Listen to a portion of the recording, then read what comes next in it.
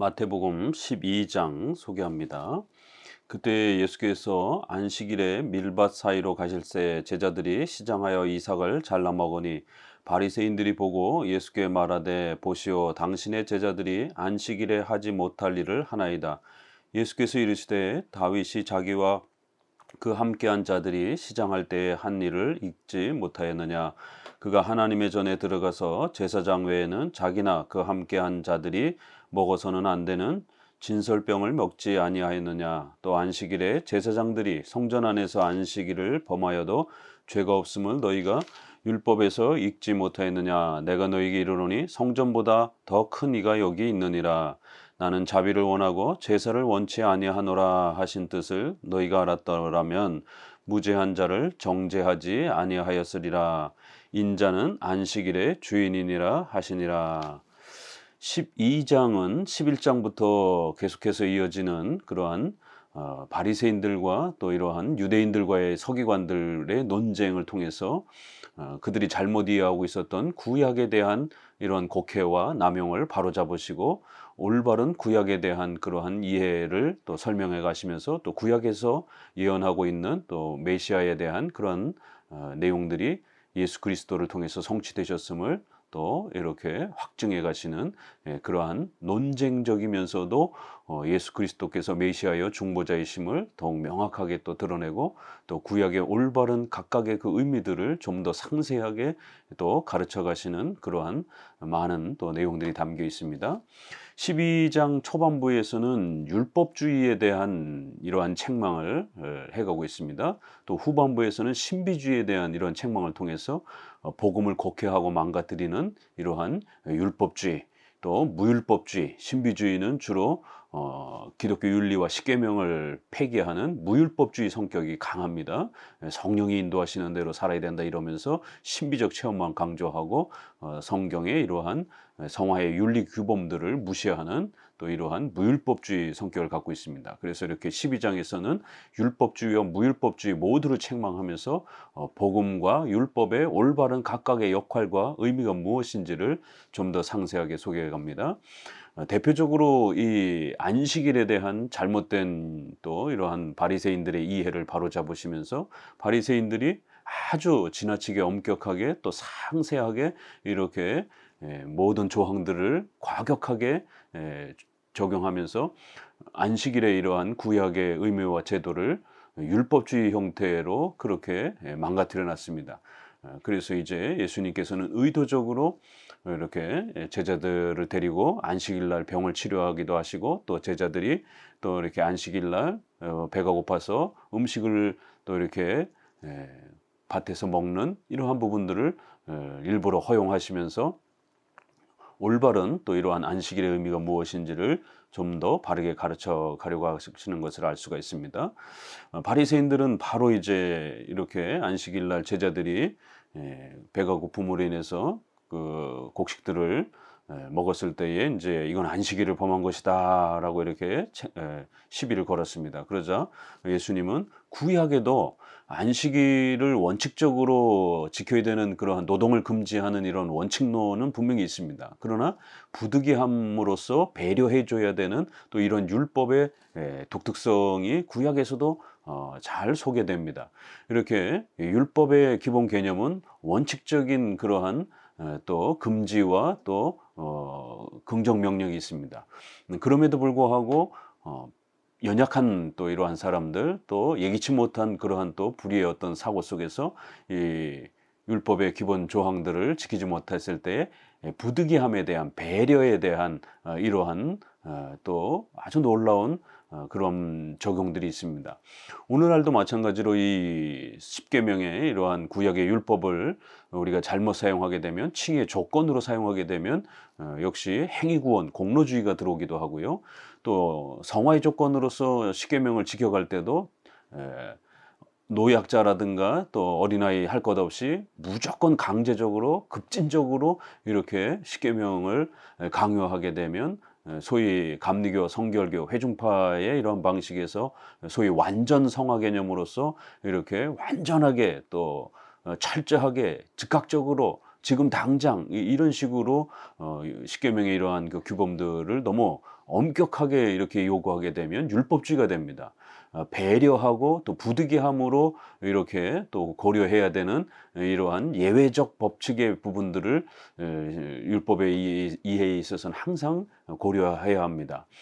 그래서 율법을 지키려고 하다가 오히려 율법주의에 빠지게 되는 이제 이러한 실수들을 바리새인들이 했는데, 오늘날 많은 또 이러한 복음주의권 내에서도 율법을 십계명을 지키려고 하다가 오히려 율법주의에 빠지게 되는 이제 이런 일들을 보게 됩니다. 우리가 코로나 3년 동안에 온라인 이러한 예배를 드릴 수 있느냐 없느냐 이거 가지고도 엄청난 논쟁을, 예배론 논쟁을 거치면서 한쪽에서는 어떠한 형태의 현장 예배 외에 온라인 예배는 드릴 수 없다라고 이렇게 아주 극단적으로 적용하는 분들이 있었고, 이것은 예외를 허용하지 않는 것이에요. 부득이함을 허용하지 않는 것이에요. 또 반대로 부득이함을 원칙적으로 이렇게 수용해 버리면서 온라인 예배가 훨씬 더 성경적이다 이러면서 또 온라인 예배를 본질처럼 또 추구하려고 했던 또 이런 자유주의 계열의 또 이러한 또 교회들이 있었습니다. 원칙론은 현장에서 드려야 되는 것이 기본 예배죠. 그렇지만 전쟁, 전염병, 이런 또 재난, 이런 특수하고 성도들의 생명을 보호해야 되는 예기치 못한 이런 부득이한 경우에는 또 현장 예배가 아닌 다른 방식으로서 우리 선조들도 그렇게 그 부득이함을 배려하면서 그렇게 고려를 해줬던 것입니다. 이러한 원칙론과 부득이함에 대한 부분들을 잘 이렇게 조화롭게 적용해야만이 성도들이 성화의 규범으로서 올바르게 율법을 십계명을 사용할 수 있는 것입니다.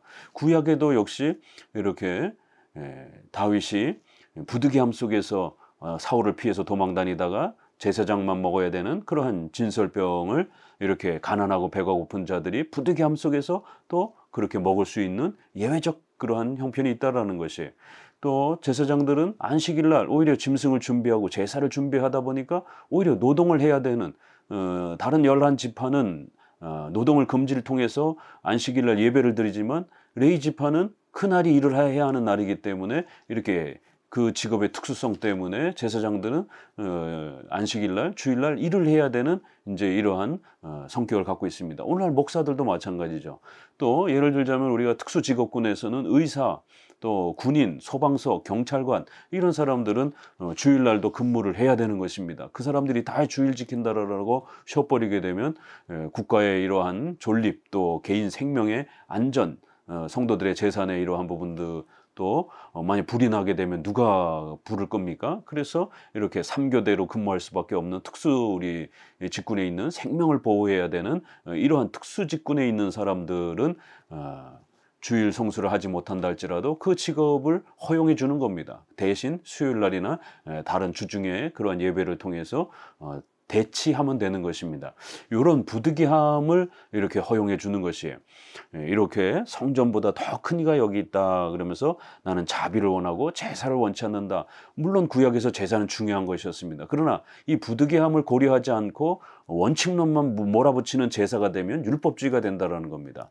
그거를 바리새인들이 잘못 이해하고 있었던 것입니다. 오늘날도 이렇게 우리가 온라인 가운데에서 온라인 예배를 코로나 시절에 어떻게 적용할 것인가 이런 부분에 있어서도 자비를 원하고 제사를 원치 않는다라고 하는 이 말씀을 올바르게 이해했더라면 노약자와 이러한 사람들을 그 한여름 땡볕에 그렇게 본당에서 예배 못 드리니까 주차장에서 또 한겨울에 20도가 되는 영하 20도가 되는 이런 상황 속에서 바깥에 천막 쳐놓고 예배를 드리는, 이게 굉장히 좀 몰상식하고 참 이렇게 비인격적인 이러한 그 형태의 모습을 교회가 예배를 고집하는, 결국 예배 만능주의가 되는 어떤 예배 우상주의가 되는 어떤 이런 형태의 극단적 모습을 보인 것입니다. 분명히 예배는 드려야 됩니다. 그러나 노역자나 환자나 또 이런 생명이 위독한 사람들은 또 그 형편에 따라 배려해주고 또 자비를 베풀 수 있는 이러한 부득이함에 대한 이해가 있어야 된다는 것입니다.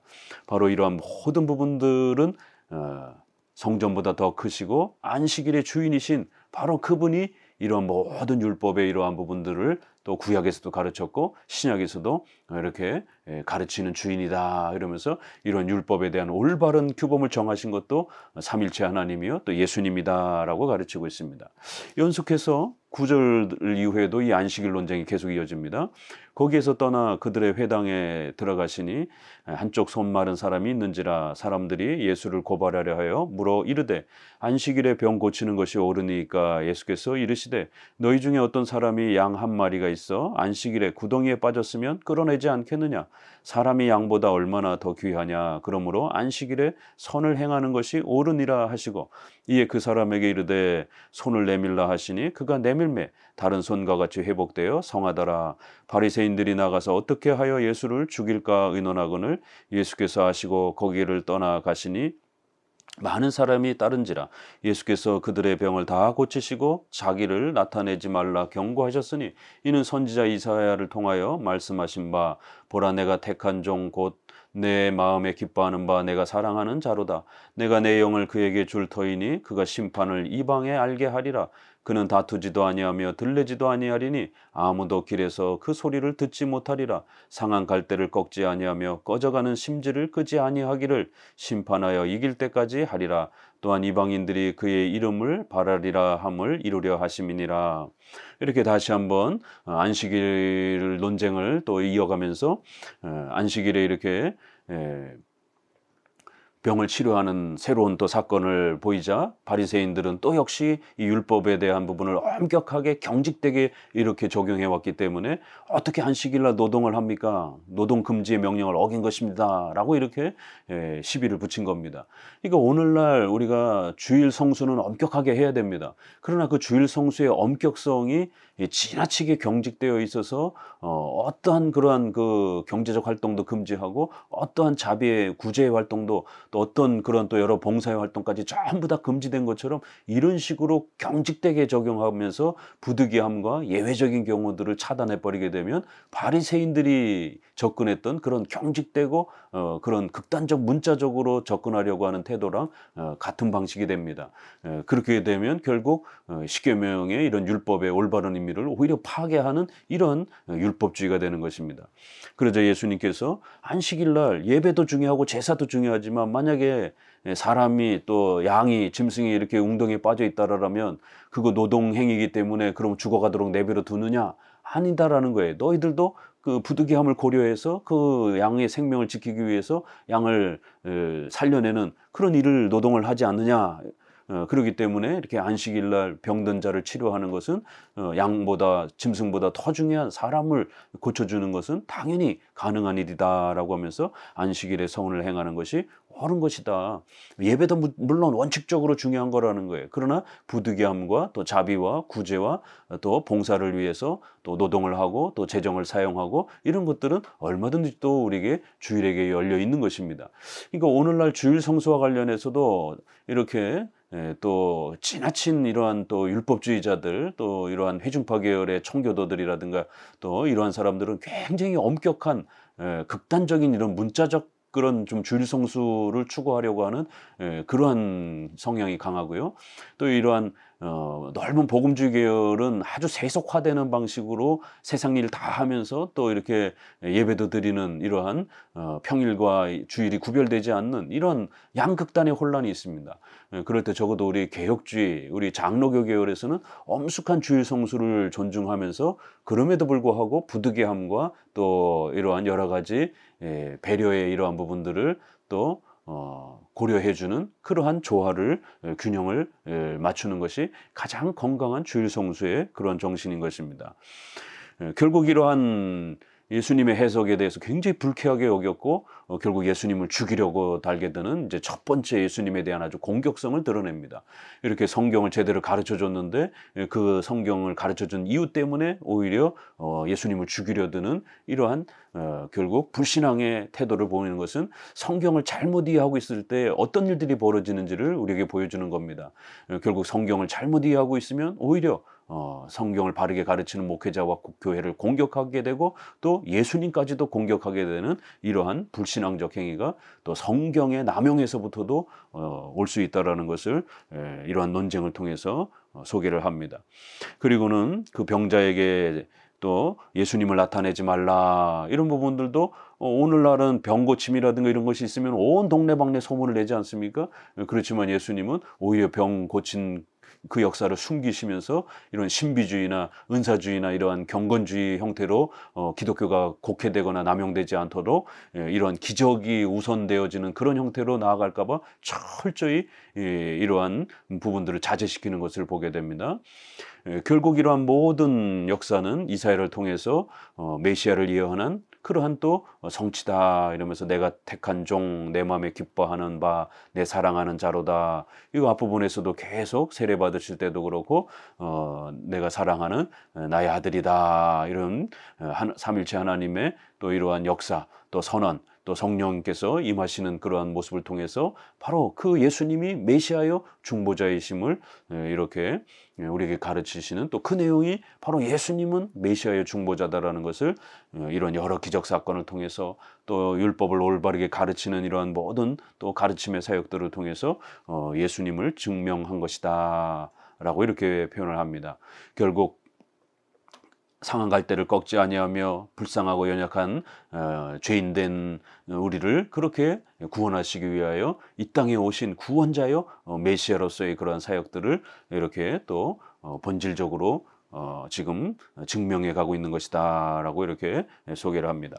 22절 그때 귀신 들려 눈 멀고 말 못하는 사람을 데리고 왔거늘 예수께서 고쳐주심에 그 말 못하는 사람이 말하며 보게 된지라 무리가 다 놀라 이르되 이는 다윗의 자손이 아니냐 하니 바리새인들은 듣고 이르되 이가 귀신의 왕 바알세불을 힘입지 않고는 귀신을 쫓아내지 못하느니라 하거늘 예수께서 그들의 생각을 아시고 이르시되 스스로 분쟁하는 나라마다 황폐하여질 것이요 스스로 분쟁하는 동네나 집마다 서지 못하리라. 만일 사탄을 쫓아내면 스스로 분쟁하는 것이니 그리하고야 어떻게 그의 나라가 서겠느냐. 또 내가 바알세불을 힘입어 귀신을 쫓아내면 너희의 아들들은 누구를 힘입어 쫓아내느냐. 그러므로 그들이 너희의 재판관이 되리라. 이렇게 예수님께서 이제 그 다음 장면을 또 하나 이제 우리에게 소개해 주는데요. 결국 이러한 예수님의 중보 사역과 메시아의 사역에 대해서 아주 못마땅했던 바리새인들은 자기들이 기대했던 그런 메시아가 아닌 것이죠. 결국 다윗 왕처럼 그러한 왕으로 와가지고 온 세상으로부터 독립된 국가를 만들어서 정치적이고 그런 민족적 혈통적인 그러한 국가를 만들어 주기를 바랬고 또 부귀영화를 주기를 원하는 그러한 메시아 하나님의 나라를 꿈꿨는데 예수님은 가난한 목수의 아들로 오셔서 왕이나 이런 어떤 물질의 번영을 또 이렇게 주는 게 아니라 오히려 죄에서 구원받는 이러한 가르침만 소개하면서 병자들은 고치고 이러한 가르치는 사역들을 하니까 자기들이 기대했던 메시아하고는 전혀 다른 것이에요. 이렇게 예수님의 복음을 이해하지 못하다 보니까 이제 예수님을 조롱하면서 귀신의 왕 바알세불을 힘입어서 이런 일들을 행하는 것이다 이러면서 아주 이단적이고 아주 사기꾼적인 그러한 형태를 행하는 것이다라고 하면서 예수님을 조롱하고 복음을 조롱하는 것을 보게 됩니다. 바알세불 이렇게 해서 주라고 하는 주님 이런 그 표현인데 요거를 살짝 변형해서 파리의 대왕, 파리의 주, 파리들의 그런 왕, 벌레들의 그런 왕 이런 식으로 조롱하면서 그렇게 귀신을 힘입어서 행하는 그런 귀신의 추종자다라고 이렇게 예수님을 복음을 이렇게까지 조롱하는 것입니다. 결국 오늘날도 이렇게 바리새인과 서기관과 유대인들처럼 자기들은 구약을 읽고 있으면서 구약을 해석한다라고 하지만 정작 복음을 공격하는 이러한 형태들이 얼마든지 오늘 우리 시대에도 벌어질 수 있는 것입니다. 이단들도 마찬가지인 것이고 또 아주 혼합주의적인 이러한 교파들이 정통 기독교를 조롱하고 정통 기독교의 교리와 그러한 설교 사역과 교회 사역을 아주 깔보고 무시하는 이런 일들을 보게 됩니다. 그렇기 때문에 예수님께서 그들을 아주 호되게 책망하시면서 귀신의 도움을 빌어서 어떻게 귀신을 내어줄 수 있느냐 이러면서 결국 너희가 복음을 잘못 이해한 것이다 라고 책망을 합니다. 28절 그러나 내가 하나님의 성령을 힘입어 귀신을 쫓아내는 것이면 하나님의 나라가 이미 너희에게 임하였느니라. 사람이 먼저 강한 자를 결박하지 않고서야 어떻게 그 강한 자의 집에 들어가 그 세간을 강탈하겠느냐. 결박한 후에야 그 집을 강탈하리라. 나와 함께 하지 아니하는 자는 나를 반대하는 자요 나와 함께 모으지 아니하는 자는 해치는 자니라. 그러므로 내가 너에게 이르노니 사람에 대한 모든 죄와 모독은 사하심을 얻되 성령을 모독하는 것은 사하심을 얻지 못하겠고 또 누구든지 말로 인자를 거역하면 사하심을 얻되 누구든지 말로 성령을 거역하면 이 세상과 오는 세상에서도 사하심을 얻지 못하리라. 나무도 좋고 열매도 좋다 하든지 나무도 좋고 좋지 않고 열매도 좋지 않다 하든지 하라. 그 열매로 나무를 아느니라. 그러면서 이제 결론을 맺으시는 것이 하나님의 성령을 힘입어서 예수님은 이런 모든 가르침의 사역과 또 병자를 고치는 긍휼히 여기시는 이러한 사역들을 행하고 있는 것이다 이러면서 바로 이러한 증거들이 하나님의 나라가 이미 이 땅에 와 있는 것이다 라는 것을 증명해 주는 것이다 라는 것이에요. 그 이제 순복음교회나 신비주의자들이나 은사주의자들은 또 이 구절을 귀신을 내쫓는 것이 바로 그런 성령의 역사의 증거요 또 하나님의 나라가 임한 것에 대한 증거다라고 하면서 요 문장만 그대로 끌어다가 마치 병 고치는 사역 귀신을 내쫓고 이런 삼박자 축복이라든가 뭐 이런 부분들이 또 사중복음 오중복음 이런 오순절파에서 주장하는 이제 이런 치료와 축기와 회개 성결 뭐 이런 부분들을 사중복음 오중복음이라 그러면서 바로 이것이 연속되는 것처럼 그런 현상이 나타나는 게 바로 하나님의 나라의 또 성령의 역사인 것처럼 또 이렇게 주장을 하기도 합니다. 그러나 이것은 오늘 우리 성도들에게 연속되는 그러한 성화의 연속성을 가르치는 것이 아니라 예수님께서 회개하라 천국이 가까웠느니라 또 예수님이 바로 메시아다라고 하는 것을 증명하기 위해서 바로 예수님이 가르치시고 또 예수님이 병자를 치료하시고 또 예수님이 놀랍게 그러한 메시아로서의 그 어마어마한 일들을 감당하신 신적 권능을 충분히 나타내 주신 그 메시아의 사역을 증명하는 그런 내용이지 이것이 성도의 성화에 연속되는 은사로서 이 표현을 하고 있는 건 아닌 것입니다.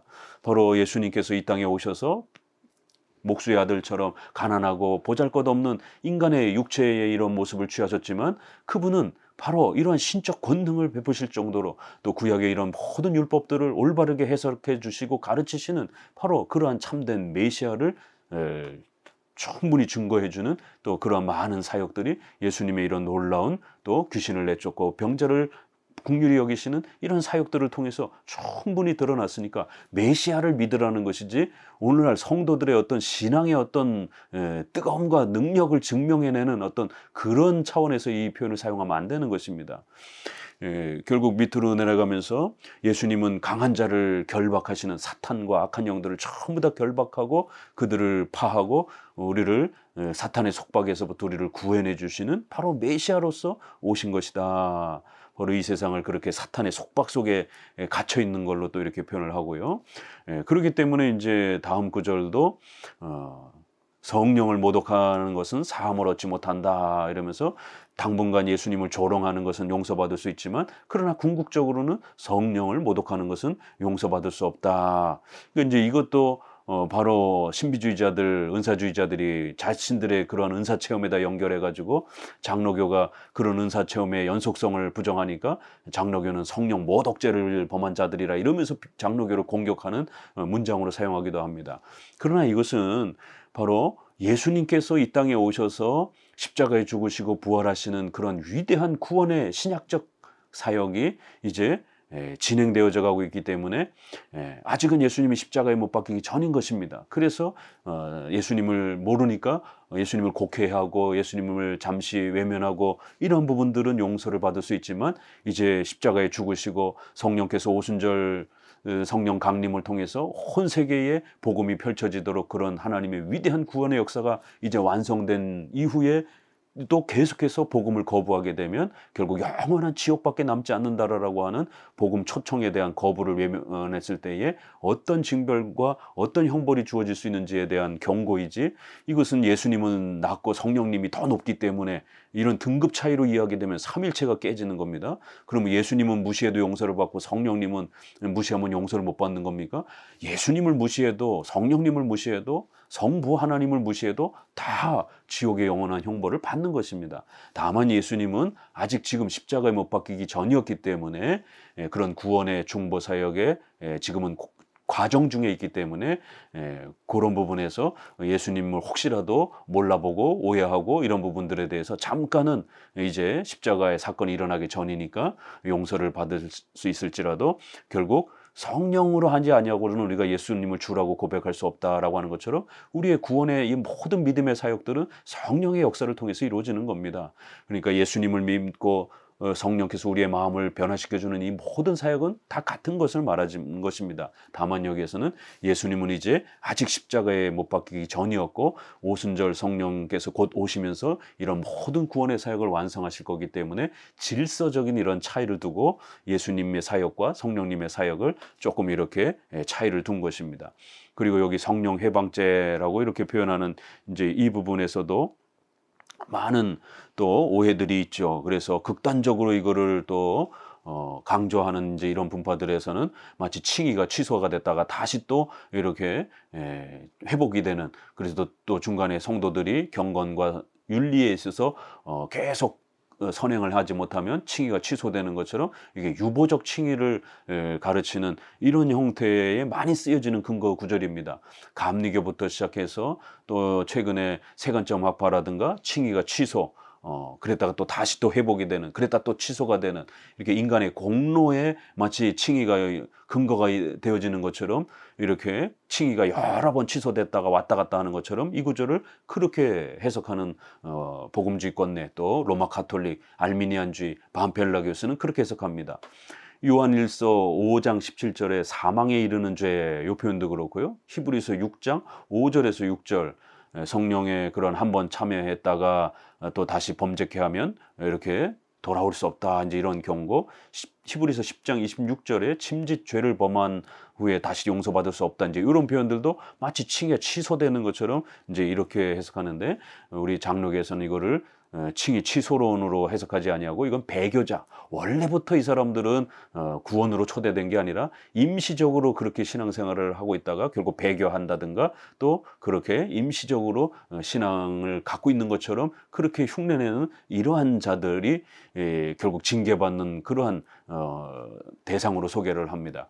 그래서 지속적으로 계속해서 완고함으로 반복적으로 그렇게 계속적으로 예수님을 조롱하고 거부하고 바리새인들과 서기관들처럼 그러한 형태의 특수한 죄를 지적하는 것이지, 성도들이 연약해가지고 잠깐 실수하고 그러면 다시 칭의가 취소되고 성령 해방죄를 범해서 다시 지옥에 떨어졌다가 또 다시 올라오고 이런 개념이 아닌 것입니다. 요 성령 해방죄는 성도에게 해당이 되는 게 아니라 배교자들, 또 임시적 그러한 외식적 신앙자들, 이런 아예 처음부터 불신자였던 사람들에 해당이 되는 그러한 죄입니다. 34절, 독사의 자식들아 너희는 악하니 어떤 선한 말을 할 수 있느냐.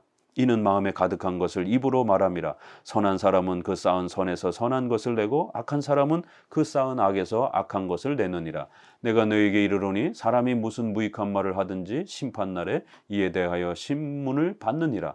내 말로 의롭다 함을 받고 내 말로 정죄함을 받으리라. 그 이제 여기 마지막 결론도 이렇게 신자를 대상으로 말하는 게 아니라 계속해서 예수님을 부정하고 예수님을 조롱하고 끝끝내 결국 죽을 때까지 복음을 거부하는 또 이러한 형태의 배교자들이나 외식자들. 그래서 그 선한 사람은 선한 걸 내지만 결국 악한 사람은 악한 것을 낸다라고 하는, 바로 계속적으로 불신앙 가운데 머물러 있는 이런 악독한 자들을 책망하는 그러한 성령 해방죄의 내용으로서 사용하는 것입니다. 결국 심판날에 이러한 자들은 반드시 벌을 받고 영원히 지옥의 형벌을 받는다라는 겁니다. 그러나 누구든지 예수 그리스도를 영접하고 하나님의 나라가 우리에게 임한 것을 깨닫고 회개하며 그 예수님을 받아들이면 얼마든지 구원받을 수 있다라는 겁니다. 38절 그때 서기관과 바리새인 중 몇 사람이 말하되 선생님이여 우리에게 표적 보여주시기를 원하나이다. 예수께서 대답하여 이르시되 악하고 음란한 세대가 표적을 구하나 선지자 요나의 표적밖에는 보일 표적이 없느니라.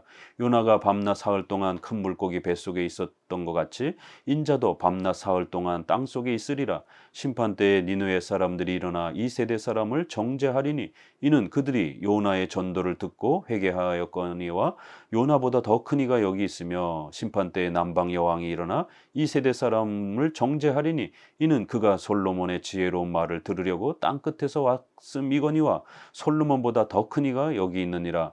더러운 귀신이 사람에게서 나갔을 때 물 없는 42절까지 보도록 합니다.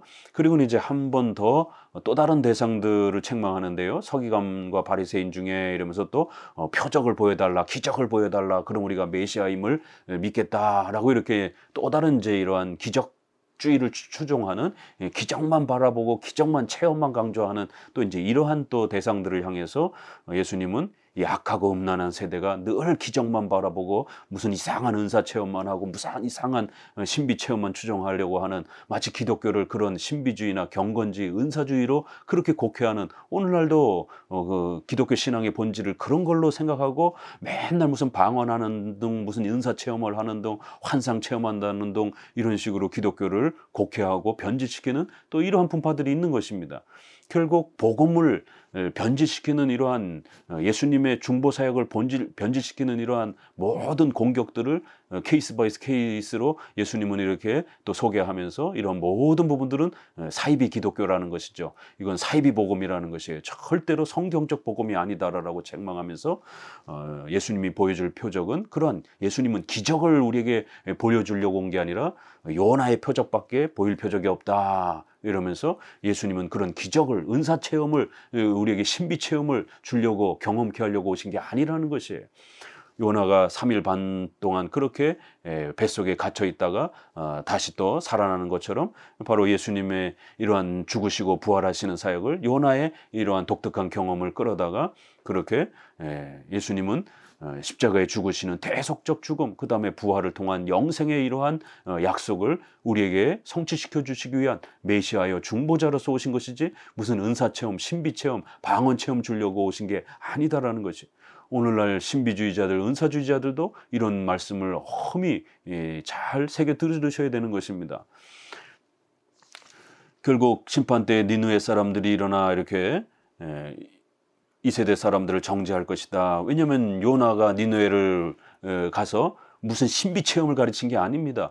회개를 하라라고 성경을 가르치고 전도를 한 것입니다. 그랬을 때 그 사람들은 그걸 믿고 회개도 한 것입니다.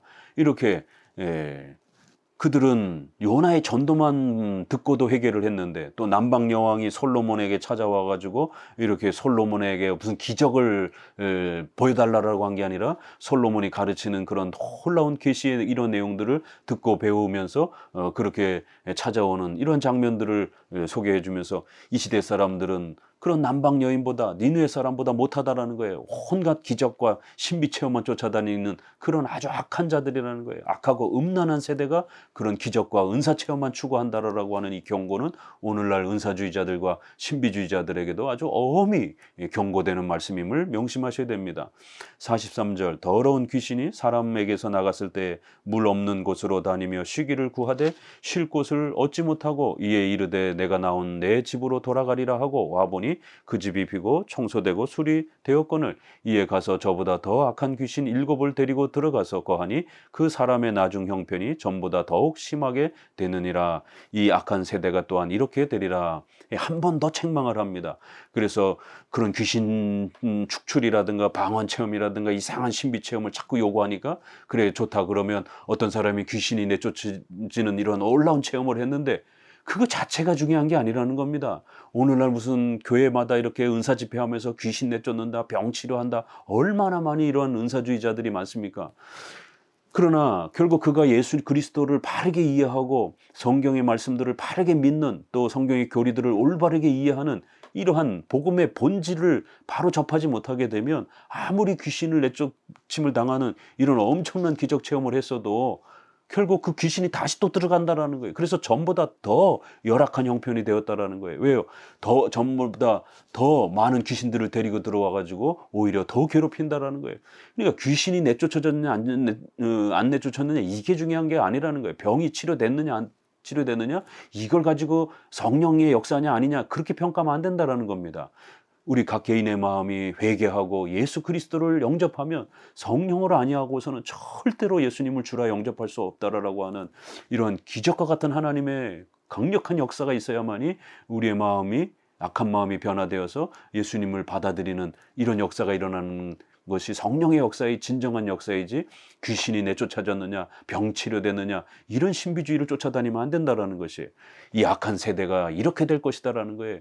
귀신 내쫓는 거 좋아하고 병 치료 좋아하는 거 이런 거를 마치 복음인 것처럼 그렇게 집회하고 그런 걸 쫓아다니는 이런 신비주의자들은 바로 이 악한 세대들과 같이 또 그렇게 더 많은 귀신들림에 빠져서 그러한 고통을 겪게 될 것이다라는 것입니다. 마지막은 46절 예수께서 무리에게 말씀하실 때 그의 어머니와 동생들이 예수께 말하려고 밖에 섰더니 한 사람이 예수께 여짜오되 보소서 당신의 어머니와 동생들이 당신께 말하려고 밖에 서 있나이다 하니 말하던 사람이 대답하여 이르시되 누가 내 어머니며 내 동생들이냐 하시고 손을 내밀어 제자들을 가리켜 이르시되 나의 어머니와 나의 동생들을 보라. 누구든지 하늘에 계신 내 아버지의 뜻대로 하는 자가 내 형제요 자매요 어머니니라 하시니라. 이건 이제 결론에 해당이 되는 것이죠. 마태는 이제 앞부분에서 이러한 율법을 잘못 곡해한 방식, 또 복음을 잘못 곡해한 이런 신비주의자들, 은사주의자들 이런 모든 자들 책망해놓고 결국 참된 복음이란 아버지의 뜻대로 행하는 바로 자기 곁에 있는 이러한 제자들처럼 자기의 모든 걸 포기하고 예수님을 주님으로 고백하면서 그렇게 예수님을 의지하면서 예수님 곁에 와 있는 바로 이 사람들이 진정한 하나님의 자녀요 가족이다라는 이제 이 표현을 통해서 혈육을 통해서도 이러한 것은 불가능하다라는 거예요. 혈육을 통해서도 예수님을 영접하고 이러한 것들이 되어지는 게 아니라는 것입니다. 그래서 예수님 가족들이 바깥에 와서 이렇게 부르는 장면 하나를 더 소개하면서 예수님 가족들이 부릅니다라고 하니까 역설적으로 예수님이 실제로는 예수님 가족들이지만 누가 내 가족이냐 진정한 영적인 그 가족들은 바로 이 제자들 내 곁에 바로 나를 예수님을 하나님의 아들이요 메시아로 알고 고백하며 하나님의 뜻대로 그렇게 믿고 회개하며 예수님 곁에 다가온 바로 이 신자들이 내 진정한 영원한 가족이다. 아무리 혈육적인 예수님 가족이라 할지라도 예수님을 주로 받아들이지 않으면 영원히 지옥에 빠져드는 것이다. 이런 엄청난 아주 역설적인 결론을 맺으시면서 복음의 본질이란 바로 하나님의 뜻대로 하나님이 보내주신 예수님을 우리의 중보자요 메시아로서 믿고 고백하며 그 예수님께 우리의 삶을 의탁하며 나아가는 자들 그들이 진정한 하나님의 자녀요 가족이며 하나님의 백성들이다. 기독교는 바로 이렇게 예수님을 믿고 의지하고 고백하는 것이지 이상한 신비 체험하고 환상 체험에 빠져가지고 그렇게 아주 비상식적이고 비몰상식한 그러한 샤머니즘과 미신에 빠져서 사는 게 아니다라고 이렇게 결론을 맺고 있습니다. 감사합니다.